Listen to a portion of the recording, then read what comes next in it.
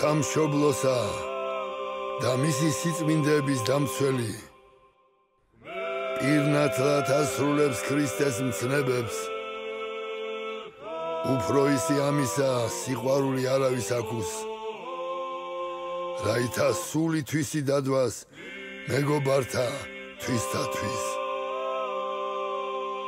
სწორედ ასეთი სიყვარულით ანთებულმა მამული შვილებმა მოგვიყვანეს აქამდე სული გაგვიტბეს ნამუსი შეგვინახეს და დაგვაფიქრეს რანი ვართ საიდან მოვდივართ და საით მივემართებით სათუთად შემოგვინახეს და გადმოგცეს ის დიდი პასუხისმგებლობის ჯვარი რომელიც ქრისტიანებმა ღირსეულად უნდა ვატაროთ ქვეყნისა და უფლის წინაშე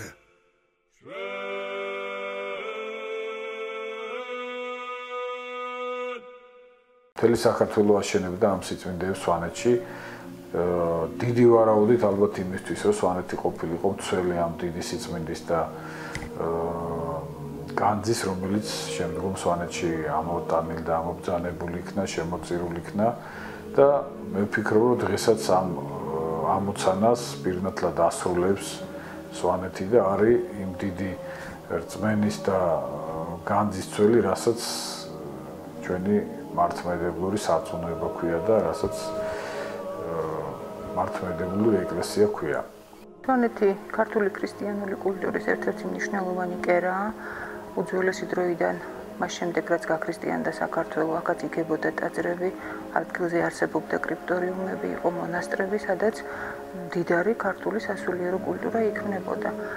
სამწუხაროდ აი მწიგნობრობის კვალი რეგრესს იწყებს მას შემდეგ რაც საქართველო იშლება სამეფო სამთავროებად და ადგილობრივი მოსახლეობა მოწყვეტილი აღმოჩნდება პერმანენტულ კანონიკურ სწავლებას. მას შემდეგ რაც გაუქმდა ცაგერის ეპარქია, ცაიშის ეპარქია, რომელთაც ექვემდებარებოდა სვანეთი, უკვე მხოლოდ ადგილობრივი მოსახლეობის ხალხური მეხსიერების, ისტორიული მეხსიერების ამარა დარჩა ამ მხარეში ქრისტიანობის შემონახვა და გადარჩენა. ეს იყო მეტად რთული პროცესი, მაგრამ სვანეთში ადგილობრივი მდიდარი სამწიგნობრო ქართული ტრადიციებიდან გამომდინარე და იმ მაღალი საეკლესიო კულტურიდან გამომდინარე, რაც აქ მრავალი საუკუნე არსებობდა, მოსახლეობამ შეინარჩუნა, ოღონდ რა თქმა უნდა, პაგანიზებული, გახალხურებული ფორმით ის დამოკიდებულება ეკლესიისადმი, რაც მის მრევლს შეჰფერის ხოლმე.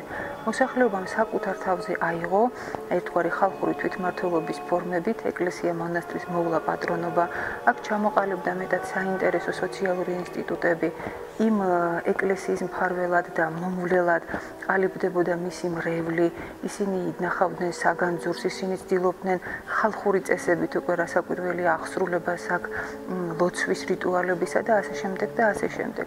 იმდენად შორს წავიდა მოწიწება და კრძალვა ეკლესიისა და ყველაფრისადმი რაც საეკლესიო ქონება იყო, რომ დღემდე მოგეხსენებათ ბევრგან საეკლესიო მიწები არის შემონახული, საეკლესიო ხატები არის შემონახული და რაც მთავარია, ჯერ კიდევ მე-20 საუკუნის 30-იან წლებში სვანეთში ცოცხალი იყო 170-მდე რელიგიური დღესასწაული.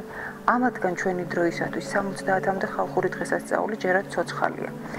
ეხლა მადლობა ღმერთს მას შემდეგ რაც შეიქმნა ზემო სვანეთის მესტიის ეპარქია, უკვე ადგილობრივი სულიერი კულტურა განვითარების ახალ ეტაპზე გადადის. ეს არის კანონიკურ სწავლებასთან დაბრუნება მოსახლეობისა, ჩვენი მეუფის დიდი ღვაწლით იმრავლა სასულიერო პირთა რაოდენობამ ზემო სვანეთისა და მესტიის ეპარქიაში, თითქმის ყველა სოფელში, თემში უკვე მოქმედია ეკლესია, აღსრულდება ფაქტობრივად ყოველ შაბათ-კვირას ლოცვაც და წირვაც და აგრეთვე მეუფე ცდილობს ასეთი დიდი დღესასწაული მოიაროს ხოლმე მთელ სვანეთში და აღნიშნოს საკუთარი პირადი დასწრებით ამა თუ იმ თემში. ეს გასაკვირველი დიდი სტიმულია მოსახლეობისათვის. ანუ ეხლა დადგა ეტაპი, როდესაც სვანეთის მოსახლეობა უბრუნდება იმ თავის ისტორიულ წიაღს, როდესაც ეს მხარე საქართველოსი ჩართული იყო საქართველოს ყოველდღიურ კულტურულ ცხოვრებაში. თავისთავად კომუნისტური ეპოქა ესეთი ეპოქა იყო, როდესაც რუსული ეკლესია გარკვეულ ეგზარქოსობა მაქვს მე მხედველობაში და ძიმე პერიოდი უდგა საქართველოს 19 ეგზარქოსი ყავდა ჩვენს იმას ეკლესიას და თქვენ იცით რომ მრავალი სიწმინდე დაიკარგა და წავიდა ჩვენი ეკლესიიდან. ძალიან მრავალი. ეს საშიშროება დადგა, ახლა სვანეთშიც დადგა, მაგრამ სვანეთი აი ესეთი თავისი სიმტკიცით, თავისი სულიერებით სწორედ ამით გამოირჩევა, რომ მაქსიმალურად დაიცვა და შეინახა ეს სიწმინდები და ტაძრები. თქვათ, ავიღოთ საქართველოს სხვა კუთხეები, სადაც ყველა ეკლესია დაინგრა და გასწორდა მიწასთან. აქ ეს არ მოხდარა. ბუნებრივად თუ არის მოხდარი რამდენიმე ეკლესია. თქვათ ისეთი რომ ჟამთა სვამ დააზიანა და ვერ მიხედეს. თორე დანარჩენი აი საფუძვლიანად არის შენახული, როგორც ვახსენე ფერწერაც, მხატვრობა, ხატები, სიწმინდეები, რაც ეკლესიაში იყო, შეინახეს გარკვეულწილად ბევრი გავიდა ოჯახებში. საშიშრო, იმიტომ ოჯახს უკვე ის ოჯახი მალავდა და კაციშვილმა არ იცოდა თუ სად იყო ეს ხატები, რომ გადარჩენილიყო. მაგალითად მოვიყვან ასეთ მაგალითს. მოხდა ესეთი რამ.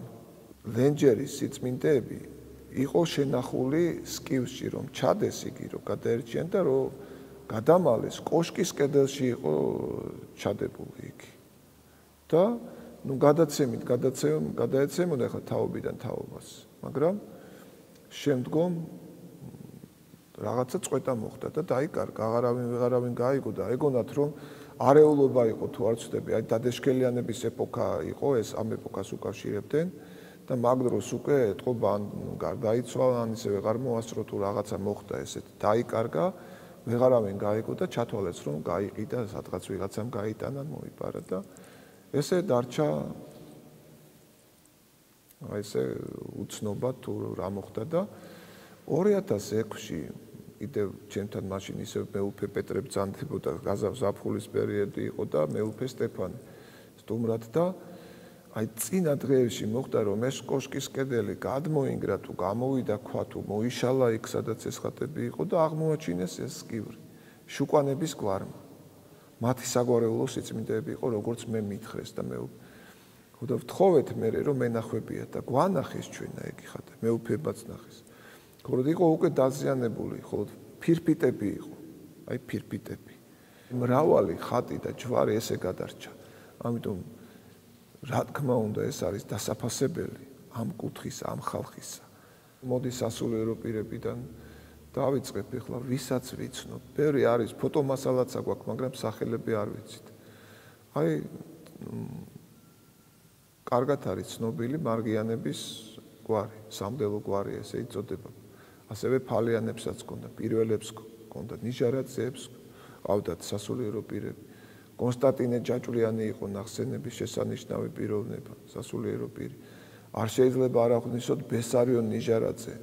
მოღვაწე იყო, საზოგადო მოღვაწე, რომელსაც უცხო ილია ჭავჭავაძემ წადი ახლა შენ სვანეთში, შენი ადგილი იქ არის და შენ კუთხებს ემსახურეო. ძალიან განათლებული პიროვნება იყო. ლამარიის მონასტრის კედელთან არის დაკრძალული ახლაც. დაწერია ეს მის ტაძრის იმაზე არის ფილა თავისუფალი სვანი ბესარიონ ნიჟარაძე. საერო პირებიდან გამოყოფდი ეგნატე გაბლიანს, ძალიან კარგი პიროვნება, რომელმაც გადაარჩინა სიწმინდეები. ეგნატე გაბლიანი სვანეთის სიყვარულით ანთებული ვაჟკაცი, მაღალი, ნათელი სახითა და ძლიერი გამოხედვით, საოცრად ქარიზმატული, 6 მეთახაიშვილისა და ნიკო მარის ღირსეული მეგობარი, სულითა და საქმით პატრიოტი, ბოლშევიკების დაუნდობელი რეჟიმის პირობებშიც კი სიცოცხლის ფასად მალავდა სვანეთს შეფარებულ საგანძურს, რომელიც სათითაოდ აღწერა და შემოგვინახა.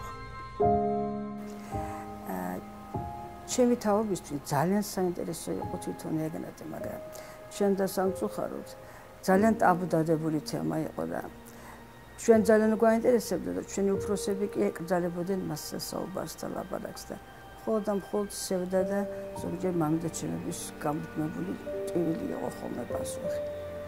ვეტყოდე რომ საოცრად უყვარდა სვანეთი, შეუყვარებული იყო სვანეთს და მამიდაჩემი იგონებდა როდესაც თვითფრინავში სვამდენა უკან მოუხედია და უთქვია სვანეთი სალოცავებო თქვენიცით მე რა გამეკეთებია ქვეყნისთვის და ამ სიტყვებს ვერც ისინი ვერ იგონებდნენ უცნობოდ და მეც ვერ ვიგონება მხოლოდ უცნობოდ.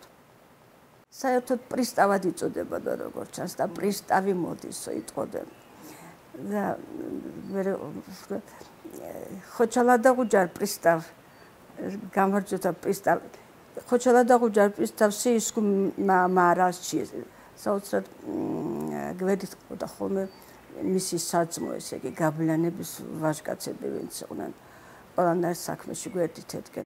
ბაბუა მოდოდა ტყიდან და შეხვდნენ ეს ჩაფრები, არ ვიცი ისა და ალბათ იკითხეს ეგნატეს სახლი რომელიაო. და ამანაც ადგა და ზუსტად ის სახლი კი არ უთხრა, სადაც ცხოვრობდნენ, დამხმარე ნაგებობა ჰქონდათ იქ, ცოტა ესეთი ხის სახლი და ეს უთხრა. ცოტა ხნის შემდეგ ცეცხლის ეს სახლი და აფეთქეს ეს სახლი. და ძირითადი სახლი გადარჩა რა თქმა უნდა და მე შეხვედრია ეგნატე ემკას და მე ვიცი ეს შენი ნამოღვაწარე იქნება შენ ახარ ასეთი გონია და ალბათ შენ გააკეთე მაგი. ეგნატეს მეუღლე გახდა დამსახურებული მასწავლებელი ლენის ორდენოსანი.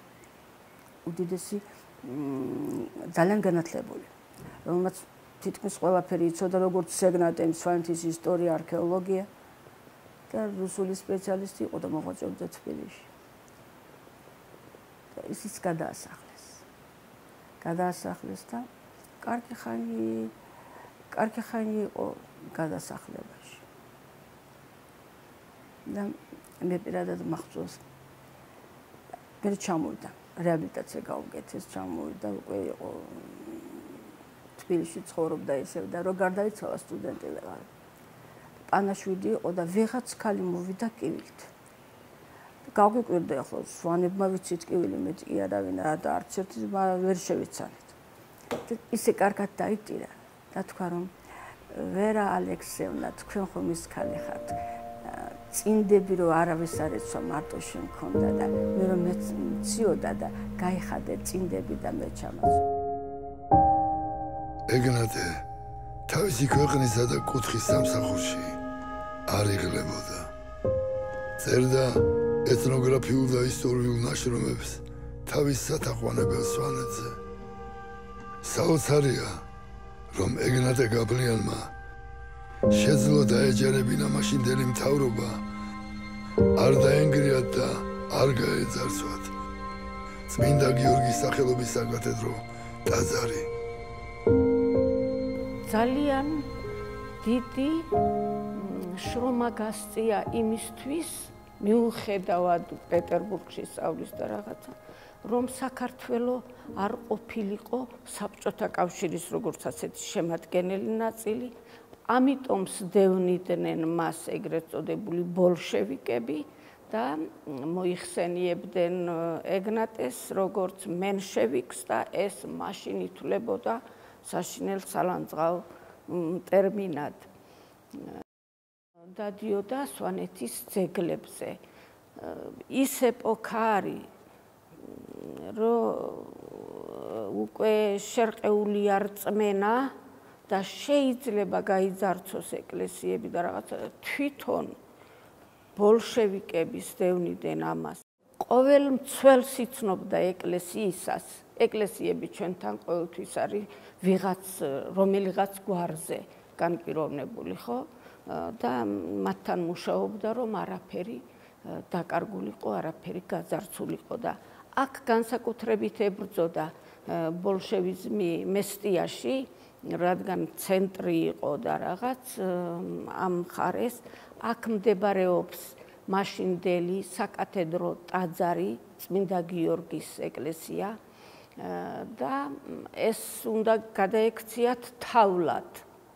იყო ერთი შეტაკებები ამის გამო, რა თქმა უნდა, სიტყვიერი, ეს ეკლესია მცველებმა დაკეტეს, რაღაცნაირად იქიდან გამოიტანეს, ეგნატესის იყო ჩუმად, მაგრამ მაინც კარგად ჩანდა, რომ ასე იყო. გამოიტანეს განძი, გადამალეს სადღაც ჯერ ერთ შენობაში. აქ ცხოვრობს რამდენიმე გვარი, რომელთაც ეკუთვნოდათ ეს ეკლესია და მოგიორგენი, რო ვთარგმნოთ ასეთი ტერმინი. ერთხელაც კოშკში და იმ კოშკს კიბეები მოუხსნეს, რომ იქ არავინ ასულიყო და რაღაცა ასე შემოინახეს და როცა 36 წელს გზის მშენებლობა უკვე დამთავრდა და შესაძლებლობა ჰქონდა მუზეუმზე ეზრუნა, უკვე გადაწყდა ხელისუფლებაშიც როგორღაც დაარწმუნეს ბოლშევიკები, რომ ეს ძეგლები ისტორიისა, ჩვენი წარსულია, ჩვენი წინაპრების გენის გამომხატველია და ნიჭის. უფლება დართეს, რომ მუზეუმი დაარსებულიყო. შეადგინა პირველი დავთარი, ასე უნდა ეწოდოს, სამუზეუმო ნივთების, ეს იყო ეკლესიის განძი. პირველ ნომრადო ჩაწერა სეტის სახარება. სეტი ქვია მესტიის ამუბარს, სადაც ეკლესიაა. სეტის სახარება, რომელსაც ყველაზე მეტად ელოდა საშიშროება და ყველაზე ძვირფასი იყო, ის უნდა დაცულიყო. მღვდლების სდევნის გამო, ბოლშევიკები რომ სდევნიდნენ, დიდი თავყრილობა გამართულა მესტიაში და სიტყვით გამოსულა ეგნატეც, ასეთი, ვინც უსმენდა ერთი ოთარ ჟორჟოლიანი, იმისგან ვიცი ეს გადმოცემა, რომ ძველ მეფის ხელისუფლების დროს ეს ამათი სამსახური იყო, ისინი მოვალენი იყვნენ, რომ ემოღვაწევათ როგორც მღვდლებს, ახლა ეკრძალებათ და სრულიად საკმარისია ეს სასჯელი მათთვის, ეს სასჯელიაო მათთვის და დაჭერის ღირსი და ამაზე მეტი დასჯის ღირსი ნამდვილად არ არიანო. თუ გავაციმბირებთ, შეიძლება ვეღარ დაბრუნდნენ და რატომ უნდა დავიდოთ ეს ცოდვა, ჩვენ ეს სირცხვილად ჩვენს თაობას სირცხვილად შერჩება მთელი ცხოვრების მანძილზეო. ერთხელაც რაღაც ქაღალდების შეკვრით შესულა დეიდაშვილთან აქვე მესტიაში, მაშინ უკვე მუზეუმის დირექტორია და ამ შეკვრით შევიდა და უკან შეყვა მილიცია და უბრძანეს, რომ დაჭერილი ხართ და დაგვნებდით და რაღაც ახლა იქ რა შეეძლო და ის შეკვრა შეუგდია ნიშში, კედლის ნიშში უცებდა. ამათთვისაც უთქვამს, ჩემი დაჭერაც და ასეთი საქციელიო წარსულის წინაშე და კულტურის წინაშე შეგრცხვებათ ყოველთვის და შეგარცხვენთ თაობები. გაბლიანი იყო საქართველოს 1921-24 წლების ეროვნულ-განმათავისუფლებელი მოძრაობის თვალსაჩინო მოღვაწე. 1927 წელს ეგნატე გაბლიანი ბოლშევიკებმა დახვრიტეს. ამიტომ ჩვენი თვალსაჩინო არ შეშლილია. რაღაც საოცრად ტრაგიკულად განიცდიდა მაგას. ეგნატეს. ეხლა სვანებისთვის მაინც ძნელი იყო წარსულს საკუთარ მიწას ვერ მიაბარავთ. ვასილ პირველი ქრისტესთვის თავდადებული და სვანეთზე უზომოდ შეყვარებული მამულიშვილი დაიბადა 1918 წელს სოფელ იფარში. იგი ასკეტურად ცხოვრობდა, მარხულობდა და ესწრებოდა წირვალოცვებს. იყო აღმსარებელ მაზიარებელი. მეგობრობდა პატრიარქ ეფრემ მეორესთან. მან რესტავრაცია გაუკეთა სოფელ იფარში მდებარე წმინდა გიორგის სახელობის ტაძარს და წმინდა კვირიკესა და წმინდა იულიტეს სახელობის ეკლესიას კალაში. იგი იყო 1954 წლის დაგეგმილი აჯანყების ერთ-ერთი მეთაური. ვასილი მაშინდელი ათეისტური საბჭოთა მთავრობისათვის რა თქმა უნდა საშიშროებას წარმოადგენდა და არც გამოპარვიათ მისი მხურვალე მამულიშვილური მისწრაფებანი. იგი 1952 წელს აფხაზეთის სასამართლომ საბჭოთა ხელისუფლების დამხობის მოწოდების ბრალდებით გაასამართლა. შეუყვანია დასახრეთ კამერაში. და ესე დაუბიათ და თავში ეწვეთებოდა წყლის წვეთები. და გულზე წასულია მამაჩემს. გულზე წასულია ეს მისი დღიურებიში წერია.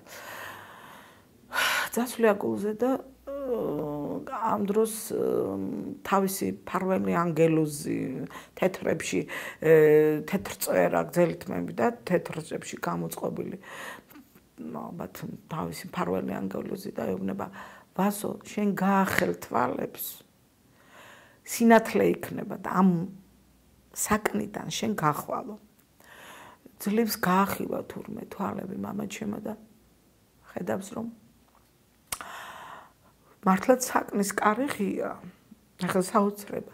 საკნის კარი ღია და სინათლეა შემოსული და კარებში დგას ვალიკო სიმონიშვილი.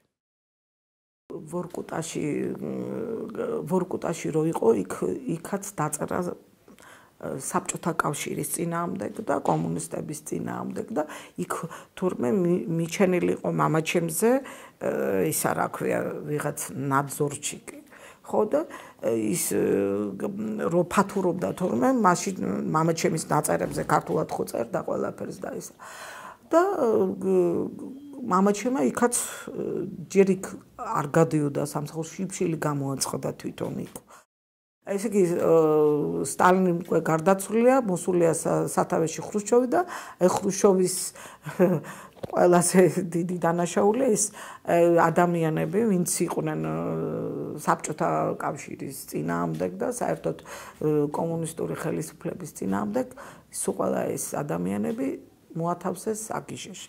და მამაჩემი იყო ერთადერთი ქართველი, რომელიც საც მოუწია ლენინგრადის პოლიტპატიმართა ფსიქიატრული საავადმყოფო. ესე იგი 54 წლიდან ჩვენ 57 წლამდე არაფერი არ ვიცოდით, მაგრამ 57 რო გადმოიყვანეს ფსიქიატრიულში, ესე იგი მახინჯაურის, ესე იგი შეგვატყობინეს და ჩავედით მე და დედა. აი ეს არის ჩემი ბავშვობის ყველაზე მძიმე წუთები.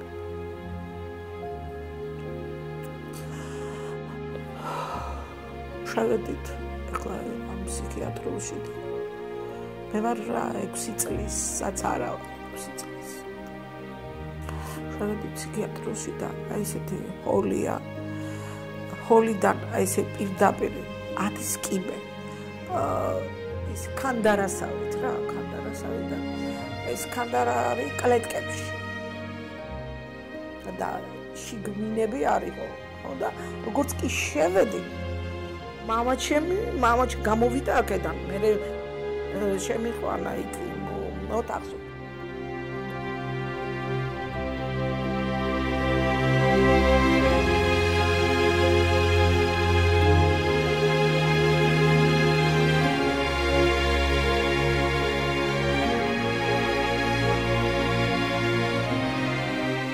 ამიყვანა ხელში და შვილო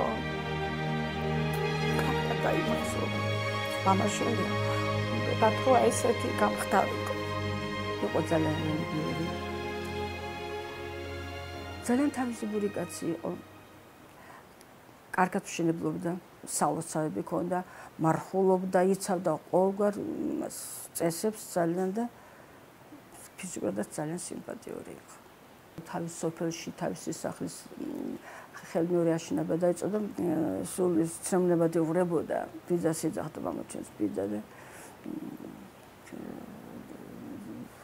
მარხვის დროს როდინში წარწებოდა თავის შვილის დროს უბრალოდ სკამიეკაზე ეწებოდა ხოლმე და ისე ათენებდა და ძალიან საინტერესო პიროვნება იყო თავის ხელით გააკეთა ეკლესიის რესტავრაცია მის სახლის გვერდით დგას ეს ეკლესია იქვე გალავანის შემოარტყა თვითონ ამ ეკლესიას დღიურს იწყებდა ქრისტე აღდგა ჭეშმარიტად მან თავისი ოთახი სამლოცავი ოთახი მოაწყოს სადაც ქვევრები იყო და იქ ძველი ქართული აი ასე თქვათ ასკეტური ცხოვრებით თვითონ ფანჯარა სარკმელი როგორ აი მართლა სარკმელი გააკეთა ეს ძველი მაჩუბის სინათლე რო აი ეს სხივი რომ გამოძრება იმაში რა ქვია სარკმელში აი ესეთი სარკმელი გააკეთა და ის ოთახი იყო ფაქტიურად სულ ძირში ქვემო სართულში და აი სარკმელი ქონდა ყველაფერი და ეს ერთადერთი ეს მახსოვს მამაჩემმა მითხრა რომ შვილო მე ეს არის შენი ეს სახლი შენთვის მოვადრო რომ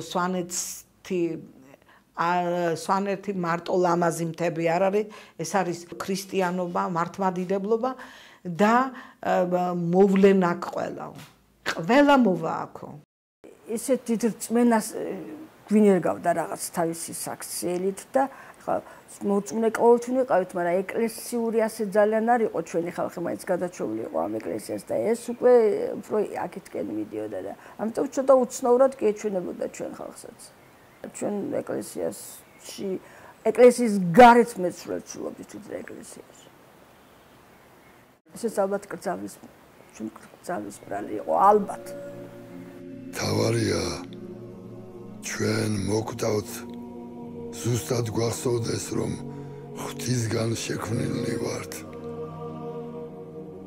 და ყველა სიკეთე რაც კი შეგვიძენია უპირველესად ღვთის საჩუქარია და შემდეგ ჩვენი დამსახურება მართალ გზაზე სავალად უფალი გამოგვირჩევს მწყემსებს რათა მივენდოთ და გავყვეთ მათ და როცა მოვაძე კაცისა თავისი დიდებით და ყველა ანგელოზი მასთან ერთად მაშინ დაჯდება თავისი დიდების ტახტზე და შეიყრება მის წინაშე ყოველი ერი და გამოარჩევს მათ ერთი მეორისაგან როგორც მწყემსი არჩევს თხებს ცხვრებისაგან და დააყენებს ცხვრებს თავის მარჯვნივ და თხებს მარცხნივ ჩემი წინაპრები იყვნენ ძალიან ეკლესიური და სულიერი ადამიანები.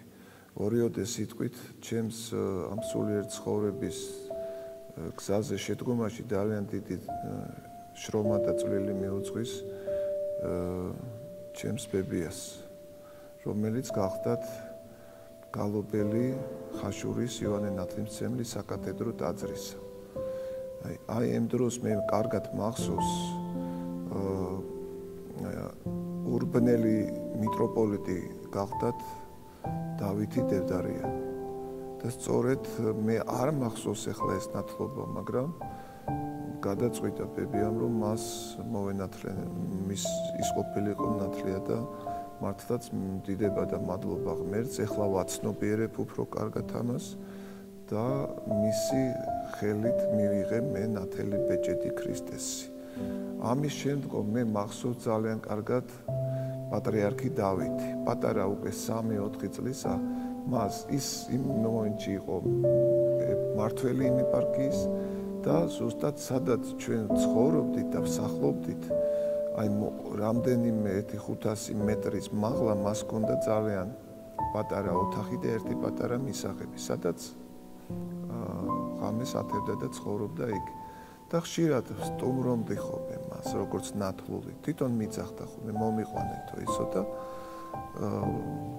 ხშირად აი ვაკვირდებოდი, შემდგომ უყურებდი, აი რატომეც ცოტა უცნაური იყო ჩემთვის, რატომეც ვანაფორა, რატომ მქონდა თქვა ესეთი წვერი, თეთრი, ლამაზი და კარგი ის იყო ადამიანი, რომ შეხედავდი გამორჩეული პიროვნება და შემდგომ იგი გახდა პატრიარქი, საქართველოს კათოლიკოს პატრიარქი 77 წელს უკვე გარდაიცვალა მისი უწმინდესობა ავიდა საპატრიარქო ტახტზე ჩვენი დიდი პიროვნება და როგორც სულიერად ასევე საოცარი ადამიანი, ბრძენი ადამიანი და მოსიყვარული და კაცმოყვარე. Ну, აი ეს აქედან ალბათ რაღაცა დამანათლა პატრიარქმა და ძირითადი გარდატეხა, რო ვთქვათ, მოხდა 96 წელს. თუმცა მე ტაძარში დავდიოდი, დავყავდი. მაგრამ აი ამ დროს, როდესაც მიტროპოლიტი მაშინ იყო მთავარეპისკოპოსი იობი, დაადგინდა რუის ურბნისის ეპარქიის მმართველად, საოცარი ეფექტი იყო ისეთი სუფთა და ისეთი კარგი ადამიანი არის, რომ აი მისგან მადლი ისე მოდის ულევად მართლა სიყვარული სითბო, როცა მის ქადაგებებს უსმენდი. და მე არ ვაკლდებოდი ყოველთვის მის წირვალოცვებს, მისი სამდელოების წირვალოცვებს და მაშინ მოხდა აი ჩემი აი ესეთი სულიერად განათლება. და გავიდა გარკვეული პერიოდი, მიუხედავად შინაგანი ბრძოლებისა და წინააღმდეგობებისა, მაინც მივედი იმ დასკვნამდე და ეს მართლა სასწაულმა დამანახა, მოხდა ვარძიაში ვიყავით მოლოცვაზე, სადაც წყალი გადმოდის წყარო, ალბათ თქვენს გაქვთ იგი ნანახი იქ.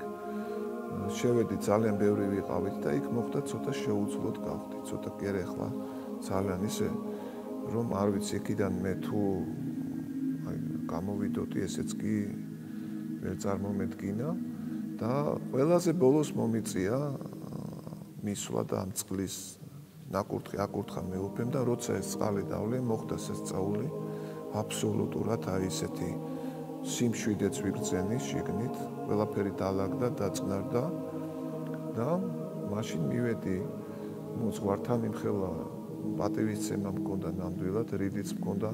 შეიძლება ეს ამ პატივისცემამაც გამოიწვია, მაგრამ თავარი სულიერება იყო მაინც და მე განუცხადე თანხმობა. შემდეგ 2002 წელს იწყებოდა შობის მარხვა და მეუფესთან ერთად გავემგზავრე ქოზიბის მამათა მონასტერში. 2 დეკემბერს არის ხსენება ილარიონ ქართველისა. 4 დეკემბერს არის ტაძრად მიყვანება ყოლაწმინდა ღვთისმშობელისა და 4 დეკემბერს გადაწყვიტა მეუფემ ჩემი აღკვეცა ხელდასხმა ქოზიბის მამათა მონასტერში მართლაც შედგა ეს რიტუალი სულიერი ღვთიური. მაშინ არ შემიძლია რომ არ ვახსენო და დიდი სიტყვოთი არ გავიხსენო ამჟამად განსვენებული არქიმანდრიტი შიო შესანიშნავი პიროვნება და სულიერი ადამიანი. შეიძლება ასე ვთქვათ, ნათლი აიყო ჩემი, მან გამომიყვანა ესე თქვენ იცით ალბათ გაქვთ ნანახი როგორ იმოსები თეთრი კვართით, როცა ბერად იკვეცები. ძალიან ესეთი გულის ამაჩუყებელი რიტუალიც კი არის, როცა ხალხი ამას ხედავს და უყურებს. და 4 დეკემბერს შედგა ჩემი ბერად აღკვეცა და მეწოდა სახელი ილარიონისა დონაური გვარად, კახელი აზნაურისა, მე-9 საუკუნის ძალიან დიდი მამისა. საოცარი ისტორია აქვს ამ პიროვნებას და აი ამის შემდგომ მე 40 დღე გავატარე ქოზიბის მამათა მონასტერში, შემდგომ დავინიშნე წრომის ამაღლების სახელობის ტაძარში. ცაგერისა და სვანეთის ეპარქია ერთად იყო ეს, არ იყო გაყოფილი. 2002 წელს მოხდა ჩემი გამორჩევა 17 ოქტომბერს კათოლიკოს პატრიარქის ლოცვა-კურთხევითა და წმინდა სინოდის გადაწყვეტილებით გამორჩეული ვიყავი მესტიისა და ზემო სვანეთის ეპარქიის მმართველად, ეპისკოპოსად. მე ეპარქიაში ჩამოვედი 2002 წლის 7 ნოემბერს, 10-ში ვწირეთ, 10-ში იყო ნეოფიტეურბნენის სცენების დღე და აქედან იწყება ჩემი უკვე დამკვიდრება ზემო სვანეთში. ღვთის წყალობით იყო, ყოვლადწმინდა ღვთისმშობელის შეწევნით იყო, რომ ვევედრებოდით, ლოცულობდით, რომ როგორც არის ნათქვამი სახარებაში, სამკალი ფრიად არსო, მუშაკნი ძალიან მცირედნიო და ვევედრებოდით, ლოცულობდით, რომ მოეცა მუშაკნი და მართლაც დღეს 16 სასულიერო პირი არის უკვე ეპარქიაში, თითქმის ყველა ის ძირითადი სოფლები, სადაც აუცილებელია მღვდლის ყოფნა, შევსებულია სასულიერო პირები და ძალიან კარგი შედეგია. ადამიანები უბრუნდებიან უკვე აი პირველ საწყის იმ ეკლესიური ცხოვრებისას, რომელსაც ისინი ქადაგებენ, ასწავლიან, ჩვენი მოვალეობაც და ფუნქციაც ეს არის, რომ ვასწავლოთ ეკლესიური ცხოვრება და მახსოვდეთ და არ შეიძლება რომ ეს სიტყვები მე ამომივარდეს გონებიდან პატრიარქმა როცა ჩემი კურთხევა შედგა სვეტიცხოველში მაშინ ჩემს მიმართ ბრძანა და მომართა ესეთი სიტყვები რომ შენ მიდიხარ ისეთ რეგიონში ისეთ ადგილას სადაც არის უდიდესი სიწმინდეები სადაც არის აქვთ ძალიან დიდი რწმენა მაგრამ მათ აკლიათ ეკლესიური ცხოვრება და სწორედ ეს უნდა ასწავლო შენ მათ ჩვენ ვცდილობთ ამას ვასწავლოთ, როგორ გამოგდის, ეს ცალკე არის და თვითონ ხალხის შესაძლებელი არის. ლამარის მონასტერში 2011 წლიდან ვარ. მეუფე ილარიონის ლოცვა-კურთხევით, მეუფე დეკემბრის თვეში ავიყვანა ზამთარში და დამტოვა იქ ფაქტიურად მარტო. და იმის მერე უკვე ნელა დღითი დღე ვითარდებოდით მონასტერში მოჩილების შემოგვემატა და დღემდე მოვდივართ ასე გვაქვს ტიპიკური მონასტერში, ყოველდღიური მსახურება არის, ყოველდღიური წუხრით სისკარი სრულდება, რაც მონასტერში არის, მაგრამ მაინც ვფიქრობ, რომ ჩამოყალიბების პროცესში ვარ ჯერ, თლათ ვერ დავარქვი შემდგარ მონასტერს, იმიტომ რომ მაინც ცოტა სიმკაცრე გვაქვს მონასტერში პირობების გამო, უშგური თქვენით, რომ თული კლიმატური თული ადგილია და გვიწევს ხოლმე რაღაც პრობლემები ძალიან ბევრი გვაქვს სამთრობით. სიცივესთან დაკავშირებით, მაგრამ ღვთის მადლით ძლევთ, რადგან ას მაგათ აღემატება იქ ყოფი მადლი. პირველ რიგში ჩემი სვანეთში წამოსვლა განაპირობა აი ზუსტად ხალწერის მხატვრობის სიყვარულმა. ოცნებობდი, რომ აი აქ მოვსულიყავი და ეს ყველაფერი გადამეღო და მენახა და შემდეგ ამის მიხედვით უკვე ჩემი შემოქმედება განმევითარებინა.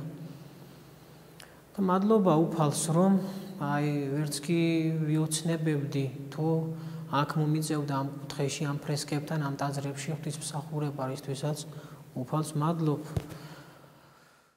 2004 წელს მისი უწმინდესობის და მონიტაროსობის ლოცვა-კურთხევით ჩვენი პატრიარქის ლოცვა-კურთხევით მომიწია სვანეთში მოგზაურობა და გადავიღეთ სვანეთში დაცული სიწმინდეების რაღაცა დიდი ნაწილი.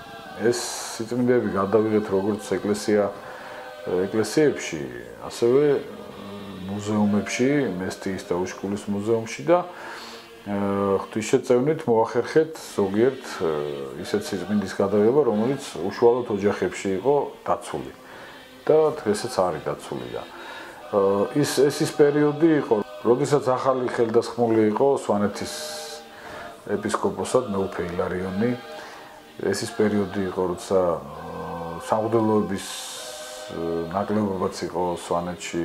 უმეტესობა ეკლესიები დაკეტილი იყო და ამ ეკლესიებს პატრონობდნენ ისევის ხალხი, რომლებიც ეს საუკუნეების განმავლობაში თაობიდან თაობაზე გადაცემდნენ ამ ეკლესიების გასაღებს და აი ძალიან ისე ჩაკეტილი იყო და ინახავდნენ, უფრთხილდებოდნენ ამ სიწმინდეებს და ძალიან გაჭირდა იმ მაშინ ჩვენი მოგზაურობისას მეორე ეკლესიის გაღება მეუფის პირადი ჩარევა ჭირდებოდა ძალიან ისეთი ნაბიჯები ჭირდებოდა როგორმე მიგვიღწია რომ ამ ეკლესიის მომლესა ჩამკეტავს ენახებინა ჩვენთვის ისი წმინდები რაც იქ იყო დაცული ამ ხალხმა თავიანთი თავგანწირვით პირდაპირ შეიძლება ვთქვათ ეს ყველაფერი გადაარჩინა და იხსნა ამათგან და მაშინდელი სიმკაცრე მათ ამ სიწმინდეების მიმართ ამ ხალხის მე ვფიქრობ რომ დაფასებულიც იყო მადლის მიერიც იყო და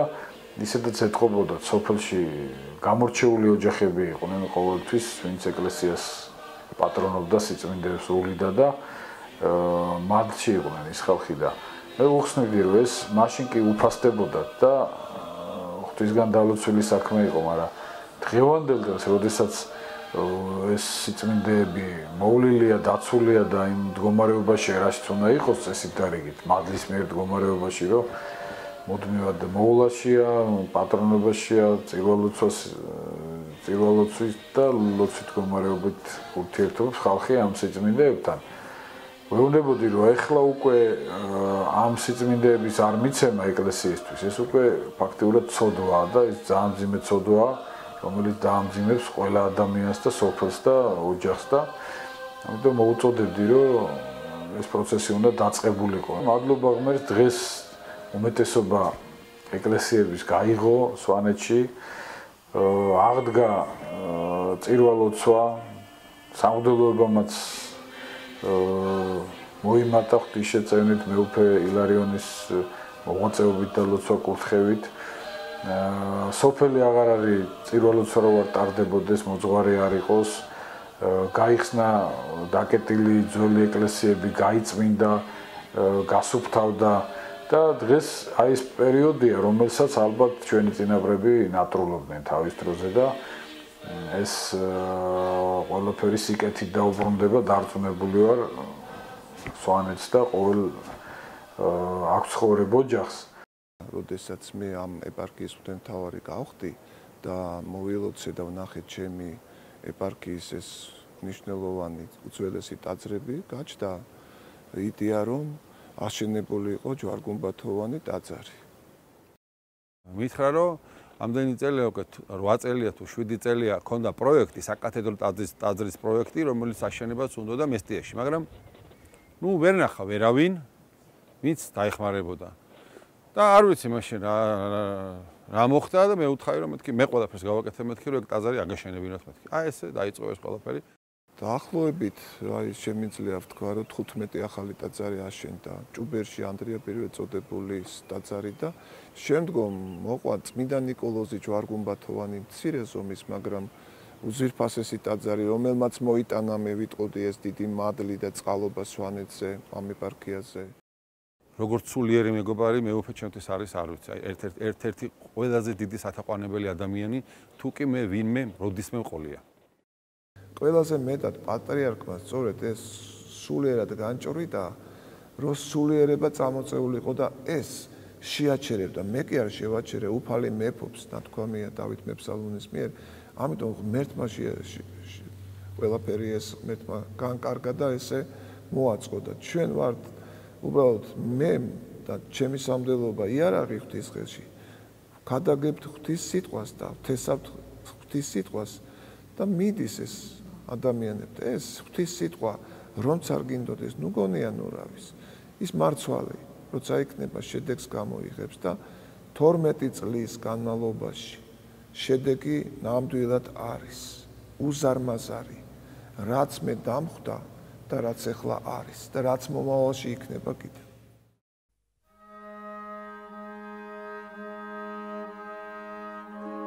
რაც კაცთათვის შეუძლებელია შესაძლებელია უფლის მიერ თუ გაძლიერდება სარწმუნოება და სიყვარული ყველაფერი შეიძლება თავის ადგილზე დადგეს უპირველესად ადამიანს ჭეშმარიტი სარწმუნოება უნდა ჰქონდეს სამდეს სამება ერთ არსება და განუყოფელი უნდა უყვარდეს ქვეყანა და პატივს სცემდეს ადამიანს, უფრთხილებოდეს მის სიცოცხლეს.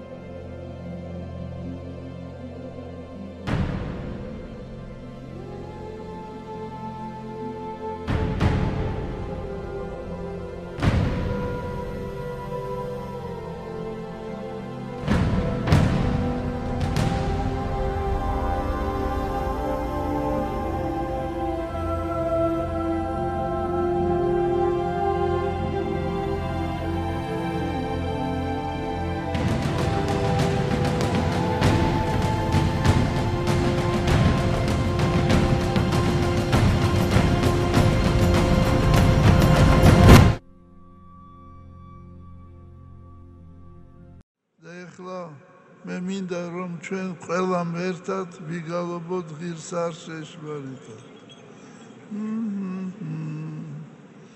ღირს არ შეშმარიტად რათა გადიდებდე